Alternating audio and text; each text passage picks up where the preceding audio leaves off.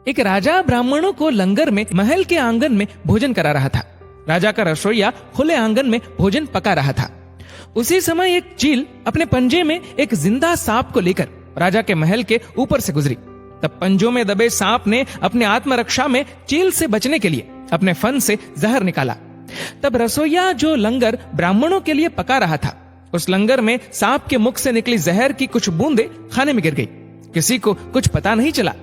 फलस्वरूप वह ब्राह्मण जो भोजन करने आए थे, उन सब की जहरीला खाना खाते ही मौत हो गई। अब जब राजा को सारे ब्राह्मणों की मृत्यु का पता चला तो ब्रह्म हत्या होने से उसे बहुत दुख हुआ। ऐसे में अब ऊपर बैठे यमराज के लिए भी ये फैसला लेना मुश्किल हो गया कि इस पाप कर्म का फल किसके खाते में जाएगा। पहला, राजा जिसको पता ही नहीं था कि खाना जहरीला हो गया है। दूसरा, रसोइया जिसको पता ही नहीं था कि खाना बनाते समय वह जहरीला हो गया है। तीसरा, वह चील जो जहरीला सांप लिए राजा के महल से गुजरी। चौथा, या वह सांप जिसने अपनी आत्मरक्षा में जहर निकाला। बहुत दिनों तक ये मामला यमराज के लेखे जोखे में अटका रहा। फिर कुछ समय बाद कुछ ब्राह्मण राजा से मिलने उस राज्य में आए और उन्होंने किसी महिला से महल का रास्ता पूछा। उस महिला ने महल का रास्ता तो बता दिया। रास्ता बताने के साथ साथ ब्राह्मणों से यह भी कह दिया कि देखो भाई, जरा ध्यान रखना, वह राजा आप जैसे ब्राह्मणों को खाने में जहर देकर मार देता है।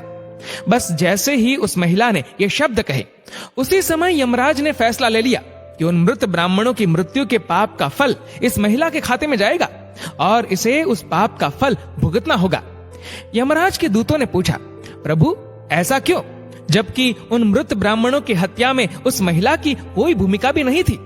तब यमराज ने कहा कि भाई देखो, जब कोई व्यक्ति पाप करता है तब उसे बड़ा आनंद मिलता है, पर उन मृत ब्राह्मणों की हत्या से ना तो राजा को आनंद मिला, ना ही उस रसोइये को आनंद मिला, ना ही उस सांप को आनंद मिला और ना ही उस चील को आनंद मिला।